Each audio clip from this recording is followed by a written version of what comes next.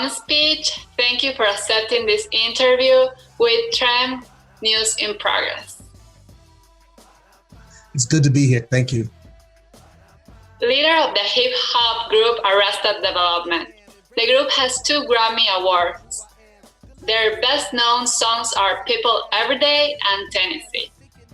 Singer and producer with more than 30 years in the amazing world of music. I understand that your knowledge has led you to venture into new projects around the musical history of hip-hop. For my first question, you currently work on some projects, musical, audiovisual, and social. The focus is the same in each of them, the importance of talking about the Black community and the stereotypes created by society at a global level around it.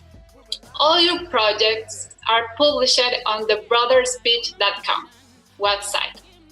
The first one that appears on the page is Expansion, which I understand is in development along with the collaboration of various artists. Please tell me, what is the message of this project that you want to give to the world in 2020?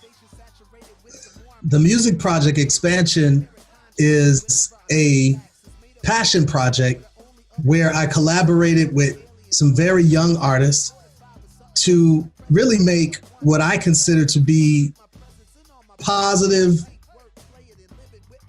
like hard-hitting hip-hop music.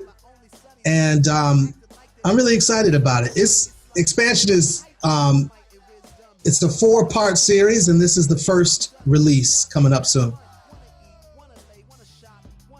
For my second question is, the Nigga Factory, a docu-series of which we are awaiting the publication of the 3rd part, has reflected the impact of the image about the Black community created by the media. This project reflects what Arrested Development expressed at the beginning of his music video, Living, which says, "The hip-hop has been buried alive." What meaning has this phrase for you in front of the results of your research in the Nigga Factory? Yeah, that phrase was really in response to a phrase that Nas said in one of his albums, that hip hop is dead. And to me, I feel like hip hop is still alive. It's just been buried by corporate interests, and it's been buried by mainstream culture, who has a long-standing history, 400-year history of perpetuating Black people in particular as uniquely unintelligent, uniquely passionate, but lacking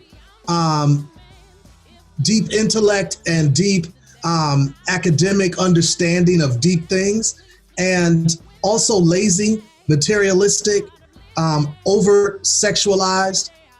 These are all images that have been perpetuated, not just in America media, but also through Western propaganda, whether it be medical journals, science journals, biological journals, music journals, music history.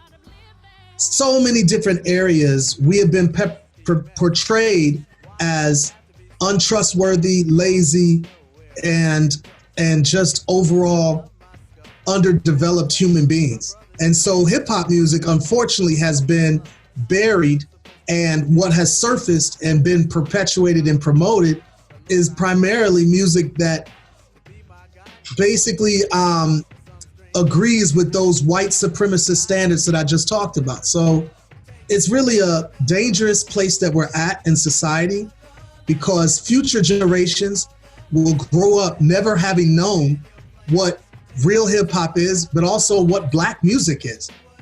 Black artists used to be able to do mainstream soul music, mainstream funk music. Right now, we are pretty much relegated to mainstream hip hop, which, as I said in this talk, has been pretty much narrowed down to a few issues.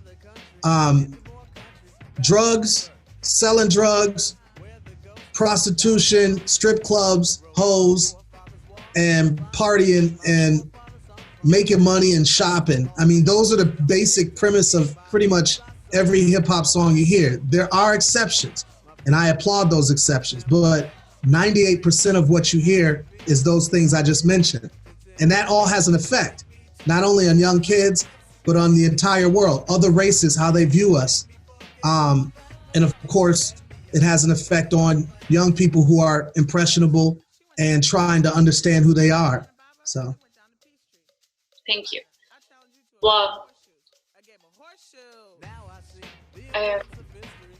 the next project that I want to speak about is one of the projects mentioned on your page is the Kennedy Center, Turnaround Arts, in which more than 60 artists are part, working directly with the students and teachers.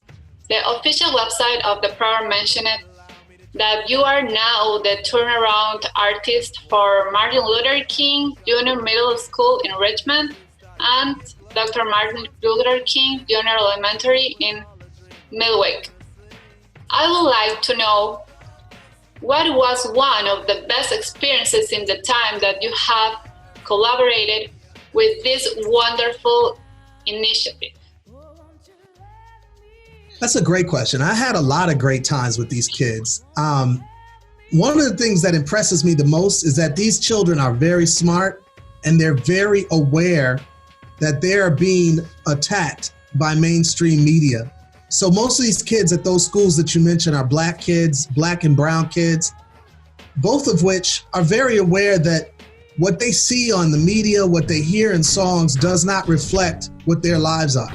And they're aware that something's gone wrong and that there's some type of standard that they're supposed to live up to, whether it be women being abused or basically looked at as cheap or as sexual only, whether it be boys supposed to look at women as for sex only or supposed to be able to be familiar with prison and be familiar with gang life. And these types of themes are constantly talked about, and these kids, they are very aware that they are being handed propaganda and they don't know what to do with it. Because most adults have sort of signed on to this type of mainstream music. You see adults celebrating these artists without the critique that should go along with the celebration. You see adults dancing and rocking to the music, and it's like, well, where's the critique? Where is the critical thinking about where this music is heading and what it's doing for our young population? And that's without trying to filter the music. It's just saying, well, where's the balance that we used to have in the previous decades of Black music, where we had soul music that was talking about long-term love and marriage. So these are the things that kids are questioning, and when I come to speak to them, they love it because I'm one of the very few adults that are speaking to them about these issues, but they've thought about it in their own mind. So it's cool. I really am inspired when I see some of these young kids, and especially when they're able to talk about these issues, because most of the time adults are not asking them or even, sort of challenging them to think critically about any of this stuff.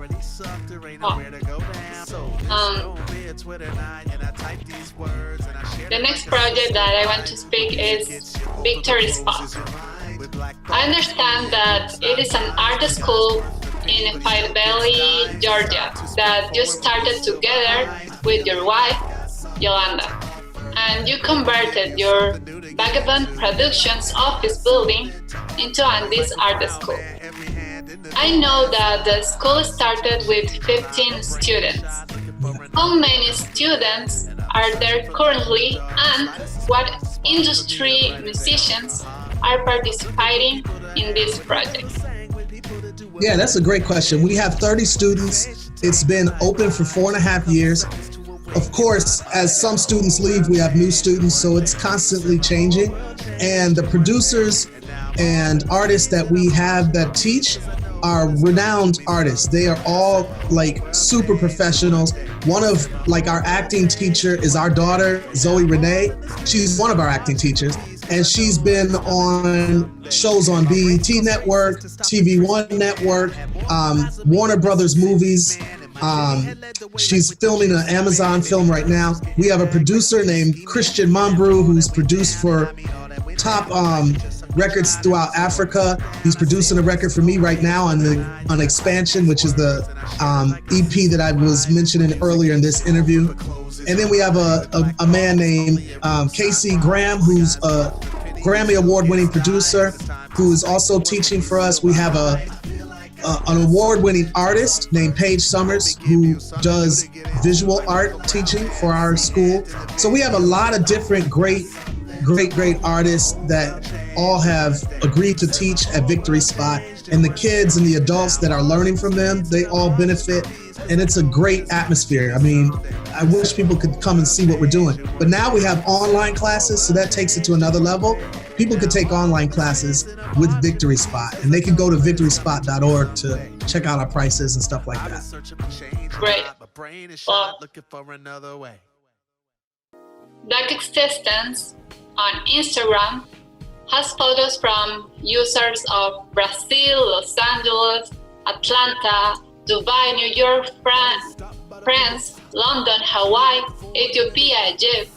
One of the photographers is Alessandro Miano from Brazil, with artistic and very varied images that give inspiration to those who search for it on your social media feeds.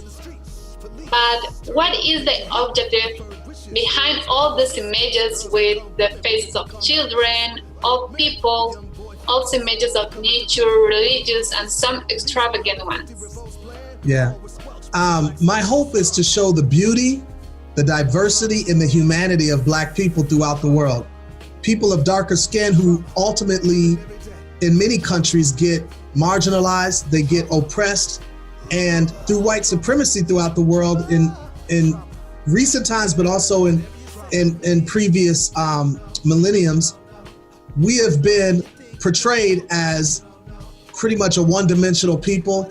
Either we're portrayed as extremely poor, where we're in Africa and our bellies are bloated and there's flies on our face, and it seems as if we're deeply destitute, or we're portrayed as very ignorant or lacking education, any depth of thought, any complexity of reality. So we're either portrayed like with gold chains and gold teeth, and we're speaking broken English, and all of that stuff has its place. But to portray us as just those extremes throughout the world does a huge disservice to the advancement of Black people as we strive to get over the hump of slavery and the Atlantic slave trade throughout the world being, scattered throughout the planet. And so there's many things that we're striving to overcome. The colonialization of Africa and the Caribbean islands. So these pictures are an inspiration and a way to help us to stay focused on the beauty of our people and to give us inspiration to move forward and not to, fall into the traps of those bad images that consistently bombard us. Awesome. Wow. The next question is so interesting to me. In your experience working in prison through your project 16 Bars, which you think should be the solution for a better penitentiary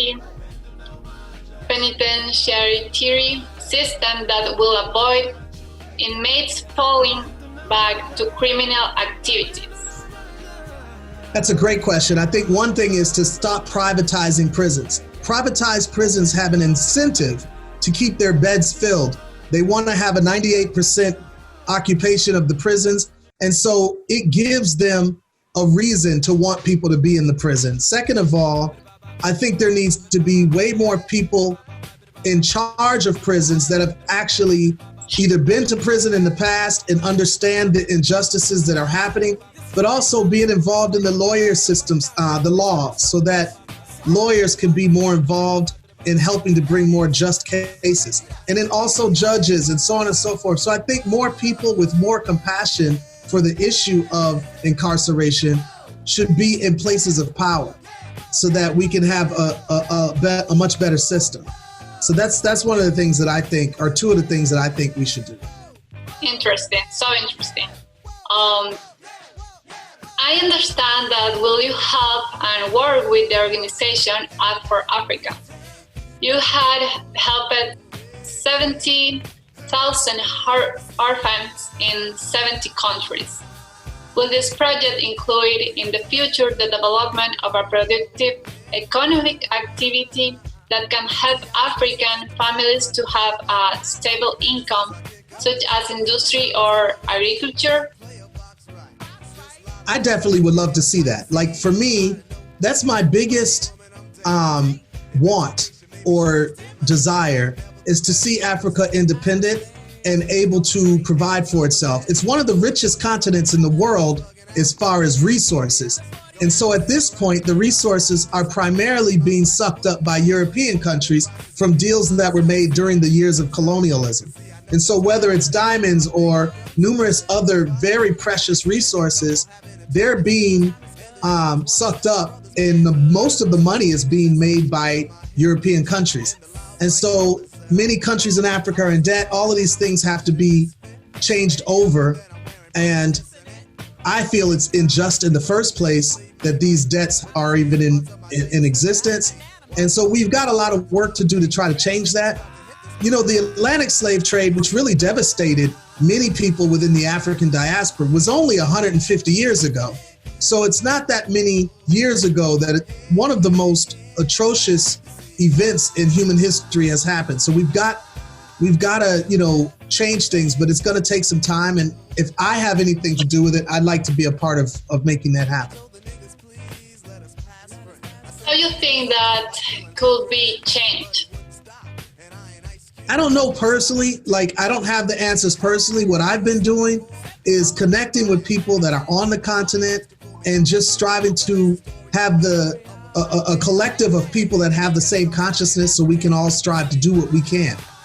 I do know this. The things that I've done in my life have been done with one step and then the next step and the next step. So I try to take one step at a time, see who the people are that want to do good work and do that work and put in the effort. So that's what I'm personally wanting to do.